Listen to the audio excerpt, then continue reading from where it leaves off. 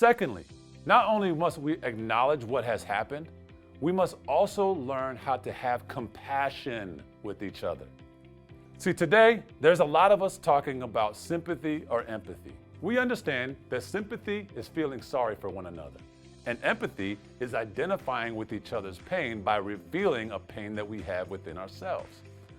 Even though it is necessary to show empathy towards one another, if we just do that, the problem is we still remain in the ditch.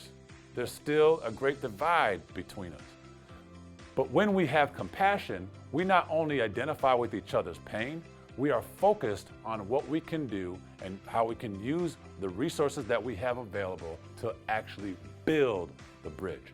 Compassion requires affirmative action and what we can do from here on forward to make a better tomorrow for everyone else. That is what the carpenter did. The carpenter had compassion for the two, and he utilized the resources that was available to him to build the bridge so that the relationship can be restored. See, it's through compassion that empowers us to build relationships, and it's by building the relationships that we can begin to understand each other. So thirdly, we must seek to understand each other. Misunderstandings can happen when we do not understand other people's language or even cultural differences. When we do not understand each other's language or even culture, there automatically is a disconnect between us because we don't understand each other. This disconnect happens because there's a lack of exposure and a limited perspective. If we have never engaged with people that look different than us or are from a different part of the world than us, it's automatically we can have a disconnect right there. Automatically, there can be discomfort because you are engaging with somebody from a different culture that is not from your own. But also, when we have not been exposed to such things or even traveled outside of our comfort zone or what we're familiar with, we can automatically assume that the rest of the world does things the same way that we do in America. We can assume that how China lives and how they do things over in China is similar to America. We got to understand people's culture. We got to understand what their cultural norms are. We got to seek to understand each other. When we seek to understand each other, we can learn to appreciate each other's culture. We can learn to appreciate each other's philosophical differences. We can learn to appreciate each other's differences. When we learn how to appreciate each other's differences, we begin to learn that it's our differences that add flavor to life. It makes things more exciting. It makes things better. Picture a tossed salad, for example. A tossed salad can have a lot of different ingredients. It can have avocado, it can have some chicken, it can have some steak, it has a balsamic sauce on it, but it's all these different ingredients that makes the salad delicious. Now, if you didn't add any of these ingredients and everything was the same, it would be a pretty bland salad. I don't think you would kind of want that salad. But when we add all the ingredients, it brings more flavor. It makes it exciting to eat that. And you could say, that was a good salad. See, that's the thing when we embrace and we appreciate each other's differences. It brings flavor to life. It makes things exciting, and it gives you a brand new perspective and appreciation for things.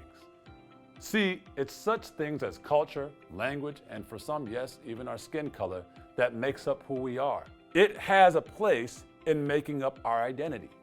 And when we don't learn how to acknowledge such things as people's culture, that's when things become offensive to them, and we can cause a disconnect. See, it's when we seek to understand each other, that is when we can expand our perspective. Our perspective is how we see and understand the world around us. And see, our perspective is based off of our exposure. If you never expose yourself to anything else that you are familiar with, you're going to have a very small perspective. When we learn how to expose ourselves to different types of people and different places, we get a better perspective on life. We get a better perspective on how the world works and how the world is because we've expanded our perspective. I'll use, for instance, when I went to my father's homeland in 2006.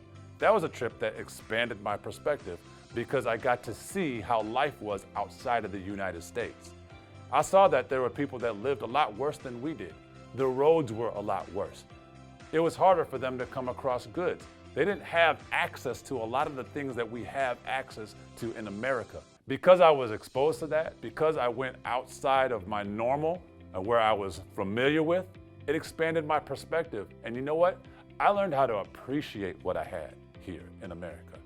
That's why when a lot of people come to America now, they come with a different attitude and a different perspective, because we have access to things that they don't have access to where they come from. When we learn how to understand each other, that's when we can learn how to develop a better perspective regarding diversity, equity, and inclusion. And finally, we must learn how to establish respect and a degree of love for one another. See, the reality is, regardless of our philosophical differences or even racial or cultural differences, the reality is everyone deserves to be respected as a human being. You may not agree with their political views or even religious views, but it is important that we learn how to respect each other. If we are to respect each other, we have to make the conscious choice to see each other as valuable and important. Everybody, regardless of where you come from, has something valuable to bring to the picture. They have something valuable to bring to your organization. They have something valuable to bring to your schools. Everybody has something valuable to offer. When we learn how to value what the other person has to bring to the table, that is when we can build this bridge and make things better for the next generation. Because you're bringing different perspectives to the table. You're bringing different experiences to the table. Those things are valuable. When we learn how to appreciate our differences, appreciate the valuable things that we bring to the table, that's what makes our product better. That's what's going to make people's experience better. That's what's going to build these relational bridges. Finally, it's when we learn how to acknowledge what has been done, have compassion towards one another, and value each other and respect each other. That's when we can learn how to build these relationship bridges. And when we learn how to build relationship bridges, it can be equitable for everyone. Hey, that's our moment for today. If you would like to hear more motivation moments like this one, please hit the subscribe button along with the bell, and also subscribe to my social media channels. I'm Tyrone Morrison, and I'm looking forward to seeing you next time.